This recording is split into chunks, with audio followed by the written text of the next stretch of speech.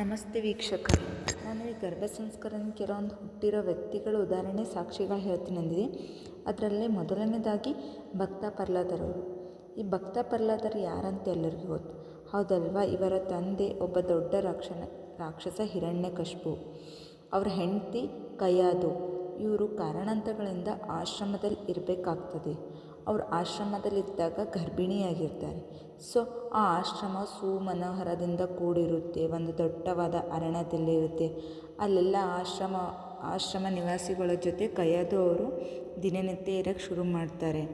So ಬೆಳಗ್ಗೆ ಬೇಗ ಏಳೋದು, ತಮ್ಮ ದಿನನಿತ್ಯದ ಕೆಲಸ ಮಾಡ್ತಾರೆ. ಧ್ಯಾನ ಮಾಡೋದು, ಯೋಗ ಮಾಡೋದು, ಒಂಥರ ಒಂದು ಧಾರ್ಮಿಕ ವಾತಾವರಣದಲ್ಲಿ ಇರೋಕ್ಕೆ ಶುರು ಮಾಡ್ತಾರೆ. ಮತ್ತು ತಮ್ಮ ಕೈಯಿಂದ ಆದಂಥ ಸೇವೆ ಮಾಡೋದು, ದೇವರಿಗೆ ಹೂವಿನ ಮಾಲೆ ಮಾಡಿ ಹಾಕೋದು, ಈ ಥರ ಎಲ್ಲ ಮಾಡ್ತಾ ಇರ್ತಾರೆ.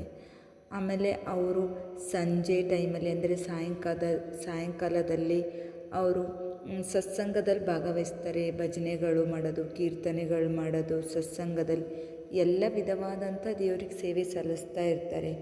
ಸೊ ಆ ಸಮಯದಲ್ಲಿ ಅವ್ರು ತುಂಬ ಭಕ್ತಿಪೂರ್ವಕವಾಗಿ ಮನಶ್ರದ್ಧೆಯಿಂದ ಮಾಡ್ತಾ ಇರ್ತಾರೆ.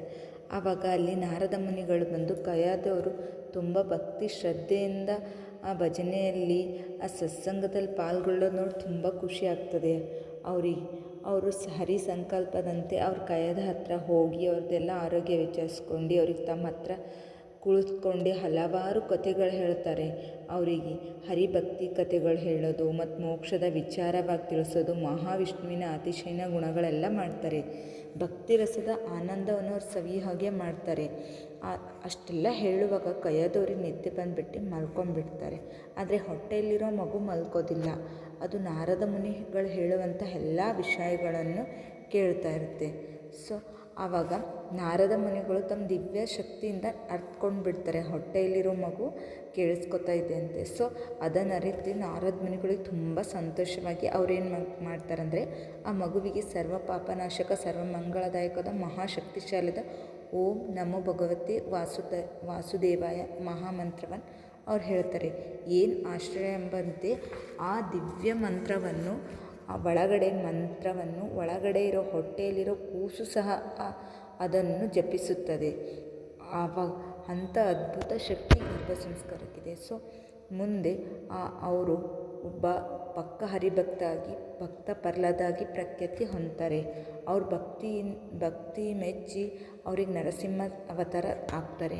ಅವ್ರ ತಂದೆ ಹಿರಣ್ಯಕಶಿಪು ಅವ್ರಿಗೆ ಏನೆಲ್ಲ ಪರೀಕ್ಷೆ ಕೊಡ್ತಾರೆ.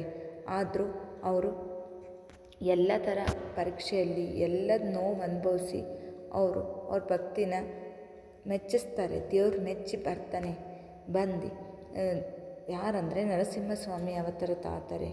ಅವ್ರದ್ದೆಲ್ಲ ಕಷ್ಟ ಎಲ್ಲ ನೋಡೋರು ಭಕ್ತಿ ಮೆಚ್ಚಿ ನರಸಿಂಹಸ್ವಾಮಿ ಬಂದು ಅವ್ರನ್ನ ಕಾಪಾಡಿ ಹಿರಣ್ಯಕಶಿಪುನ ಅವರು ಸಂಹಾರ ಮಾಡ್ತಾರೆ. ಸಂಹಾರ ಮಾಡಿ ಅವರು ಭಕ್ತ ಪ್ರಹ್ಲಾದನ ಹರಿಭಕ್ತಿಗೆ ಮೆಚ್ತಾರೆ.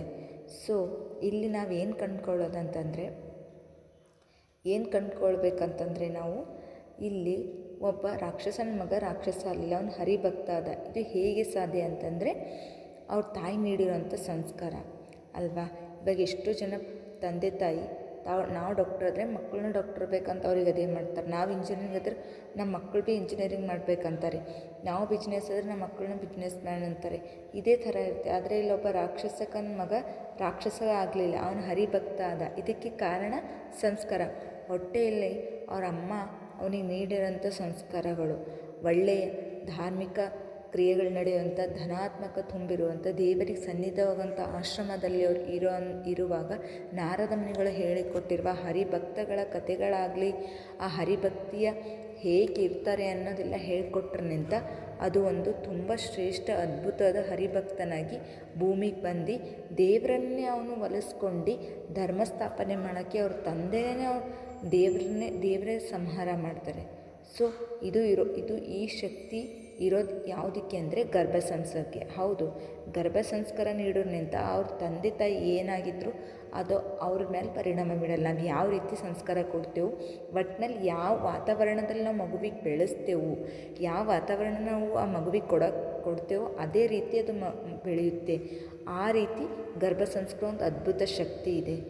ಅದು ನಮಗೆ ಗೊತ್ತಿರಬೇಕು. ಈ ಸಂಸ್ಕಾರ ಅಷ್ಟು ಅದ್ಭುತವಾದ ಶಕ್ತಿ ಹೊಂದಿದೆ. ಧನ್ಯವಾದಗಳು.